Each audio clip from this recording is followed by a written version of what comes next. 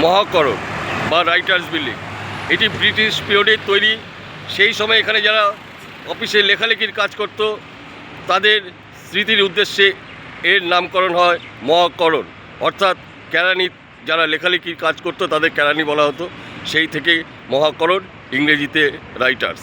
সেই রাইটার্স বিল্ডিংয়ের সামনে আমি দাঁড়িয়ে আছি, আপনারা দেখতেই পাচ্ছেন। মহাকরণ বা রাইটার্স বিল্ডিং আর ঠিক সামনে আমি দাঁড়িয়ে রয়েছি, আপনারা দেখতে পাচ্ছেন। এখানে আগামী 9 তারিখে ভারতীয় জনতা পার্টি থেকে নতুন নবনিযুক্ত নির্বাচিত মুখ্যমন্ত্রী শপথ নেবেন। সেই মহাকরণের সামনে আমি দাঁড়িয়ে আছি।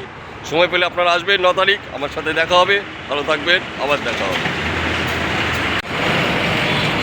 আমি আপনাদের মহাকরণ রাইটার্স বিল্ডিংয়ের আশপাশটা একটু ঘুরিয়ে দেখাচ্ছি। এই দেখুন, এটাকে অনেকে বিবাদী বাগও বলে।